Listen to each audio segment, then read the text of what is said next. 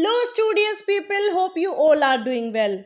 तो आज एक ही क्लास में हम पूरा कार्बन खत्म करने वाले हैं क्लास 6 to 12th एनसीईआरटी का। So let's get started. आइए देखते हैं कि कार्बन होता क्या है।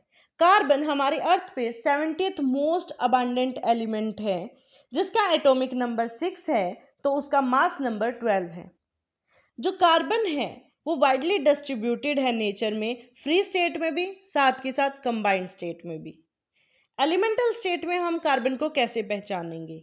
तो एलिमेंटल स्टेट में जो कार्बन होता है वो कोल के रूप में होता है, ग्रेफाइट के रूप में होता है और डायमंड के रूप में होता है। और जो कंबाइंड स्टेट में है वो कैसे प्रेजेंट होता है? Metal carbonate, protein, carbohydrate, hydrocarbon, carbon dioxide air में कितनी प्रेजेंट होती है? 0.03%। और भी काफी सारे कॉम्प्लेक्सेस बनाता है। कार्बन वो एलिमेंट है जो दूसरे मॉलिक्यूल्स के साथ रिएक्ट कर कर कंपाउंड बनाता है, जो कि यूज किया जाता है मेडिसिन बनाने में, प्लास्टिक बनाने में। कार्बन केमिस्ट्री क्या होती है? कार्बन केमिस्ट्री किस चीज के ऊपर बेस्ड है? कार्बन और उसके कंपाउंड्स के ऊपर, जहां पे हम कार्बन और उसकी कंपाउंड्स की स्टडी करते हैं। कार्बन सबसे ज़्यादा इम्पोर्टेंट जो है वो लिविंग ऑर्गेनिज्म के लिए है, क्योंकि लिविंग ऑर्गेनिज्म में सबसे ज़्यादा जो साइकिल में यूज़ होता है या जो उसकी बॉडी जिससे स्ट्रक्चर्ड होती है वो होता है कार्बन। जैसे कि आप बात कर सकते हैं कि हमारी बोन्स कैल्शियम की बनी हुई है, कैल्शियम कार्बोनेट, तो वहाँ पे भी आपको कार्बन मिल रहा है। नेचर में कार्बन के दो आइसोटोप स्टेबल फॉर्म में प्रेजेंट है, कार्बन 12 एंड कार्बन 13। एक और आइसोटोप प्रेजेंट है कार्बन 14, जो कि एक रेडियो एक्टिव आइसोटोप है, एमिट करता रहता है बीटा रेस, और इसकी हाफ लाइफ होती है 5770 ईयर्स। कार्बन 12 को international standard of atomic weight माना गया है, जिसको एक्सप्रेस किया जाता है एटॉमिक मास यूनिट में, जिसको हम AMU भी लिखते हैं। कार्बन ग्रुप में सबसे पहला एलिमेंट है जो कि डिफरेंट डिफरेंट कैरेक्टरिस्टिक शो करता है, क्योंकि उसका साइज स्मॉल होता है, हाई इलेक्ट्रोनेगेटिव होता है, हाई आयनाइजेशन एंथैल्पी है, और क्या है? डी ऑर्बिटल की एब्सेंस है। कार्बन एक दूसरे के साथ लिंक कैसे होता है? कोवेलेंट बॉन्ड के थ्रू लिंक होता है और चेन या फिर रिंग बना लेता है। ये जो चेन या फिर रिंग बनाई जाती है, इस सेल्फ लिंकिंग प्रॉपर्टी को बोला जाता है कैटिनेशन। क्योंकि ये जो प्रॉपर्टी है कैटिनेशन की, इसकी वजह से जो कार्बन है वो एलोट्रोपिक फॉर्म बना लेता है। आइए देखते हैं कि एलोट्रोपिक फॉर्म कौन कौन सी होती है। कार्बन एग्जिबिट करता है एलोट्रोपिक फॉर्म में कौन कौन सी? क्रिस्टलाइन में भी, साथ के साथ एमोर्फस में भी। डायमंड, ग्रेफाइट, फ्लोरीन, ये सारी जो है वो क्रिस्टलाइन फॉर्म है कार्बन की। लेकिन जो black coke, wood charcoal, coal etcetera, ये सारी क्या है? ये एमोर्फस फॉर्म है। अब ये जो फ्लोरीन है, एक एलोट्रोप है, ये किसने डिस्कवर किया? 1985 में HW रोटो, स्मॉले और RF कर्ल ने इसको डिस्कवर किया था। आइए अब कुछ एलोट्रोपिक फॉर्म देख ले जाए। सबसे पहले हम देखते हैं डायमंड। डायमंड जो है वो एक 3D मॉलिक्यूल है, बहुत ही बड़ा कार्बन का ये मॉलिक्यूल है, जिसमें जो कार्बन होते हैं वो sp3 हाइब्रिडाइजेशन के साथ रहते हैं। यहाँ पे कौन से हाइब्रिडाइजेशन लग रही है? sp3 hybrid. अब यहाँ पे आप देख सकते हैं कि ये टेट्राहेड्रली अरेंज्ड होते हैं। तो आपसे पूछी जा सकती है कि कार्बन की शेप क्या होती है? टेट्राहेड्रली होती है। कौन सी हाइब्रिडाइजेशन लग रही है? sp3 लग रही है। कार्बन कार्बन के बीच में जो बॉन्ड है उसका डिस्टेंस कितना होता है? वो होता है 154 पिकोमीटर। हर एक जो कार्बन है वो कुछ इस तरह से शो होता है टेट्राहेड्रन में कि वो सेंट्रल में लिंक कर रहा है, और उसके जो चारों तरफ है कार्बन के, वो लिंक्ड होते हैं दूसरे कार्बन के साथ। और कैसे लिंक होते हैं? स्ट्रॉन्ग कोवेलेंट बॉन्ड से लिंक होते हैं। आइए अब बात करते हैं ग्रेफाइट के बारे में।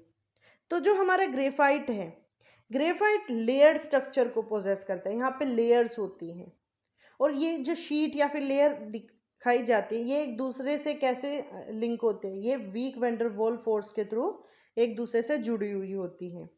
यहाँ पे जो कार्बन कार्बन का बॉन्ड है उसमें जो डिस्टेंस है वो होता है 141.5 पिकोमीटर, और जो सक्सेसिव लेयर्स जो हैं दो आपस में, उन दोनों के बीच में जो डिस्टेंस होता है वो होता है 340 पिकोमीटर।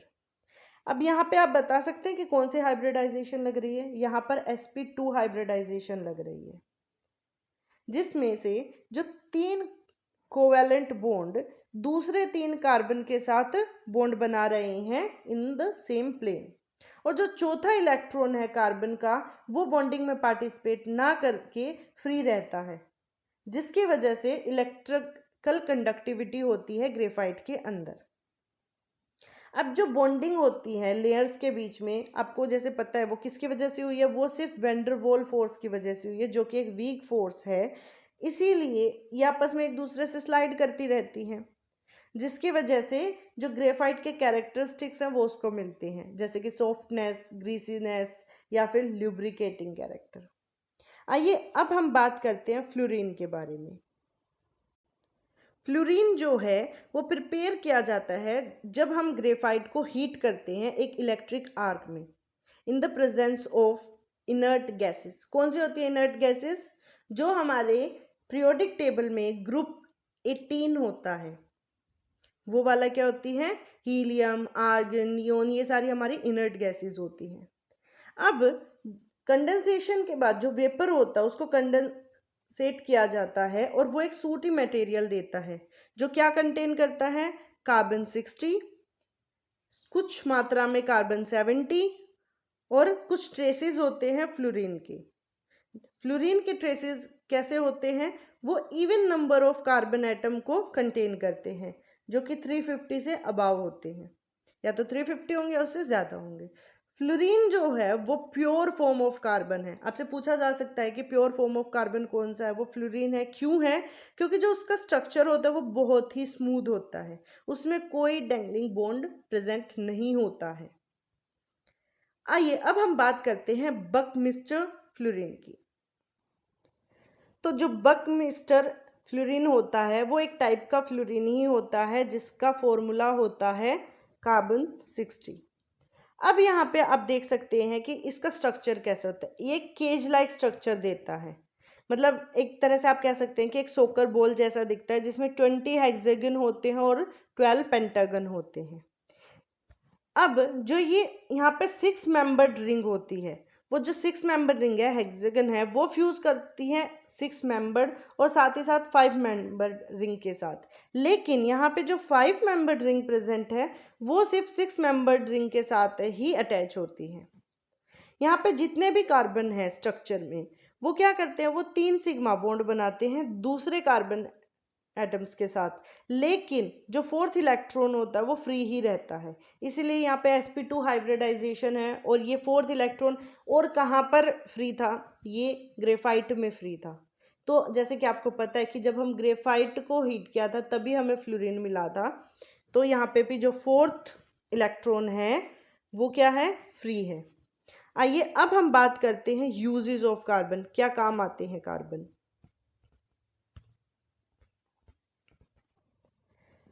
क्या यूजेस हैं? ये क्या बनाती हैं? ये लाइट वेट कंपोजिट बनाती हैं हाई स्ट्रेंथ के, जो किस चीज़ में यूज़ होती हैं? Fishing road, rocket, aircraft, cannon's, ये सब चीज़ें बनाने में यूज़ होती हैं। क्योंकि ये जो ग्रेफाइट फाइबर्स होती हैं इनको प्लास्टिक मटेरियल के अंदर एम्बेडेड कर दिया जाता है। Activated charcoal. अब जो एक्टिवेटेड चारकोल होता है वो हाईली पोरस होता है नेचर में और यूज़ किया जाता है पॉइजनस गैसेस को एब्जॉर्ब करने। अब ये क्या करता है? ये जो ऑर्गेनिक कंटामिनेटर्स होते हैं उसको रिमूव कर देता है फिल्टर के बाद, और जो ऑर्डर होता है उसको भी क्या करता है? कंट्रोल कर देता है। अब जो कार्बन ब्लैक है, कार्बन ब्लैक यूज़ की जाती है ब्लैक पिगमेंटेशन देने के लिए। किस चीज़ में? जैसे कि ब्लैक इंक हो गई या फिर ऑटोमोबाइल टायर्स में फिलर हो गई। ये इलेक्ट्रोड्स बनाने में भी यूज़ होती है क्योंकि ये गुड कंडक्टर ऑफ इलेक्ट्रिसिटी होती है due to presence of free electron, क्योंकि इसमें जो 4th इलेक्ट्रॉन होता है वो फ्री रहता है। आई होप आपको कार्बन की पूरी कहानी समझ में आई होगी। अगर आपको कंटेंट अच्छा लगा तो please like, share and subscribe. मिलते हैं जल्दी ही नेक्स्ट कंटेंट के साथ, तब तक के लिए बाय।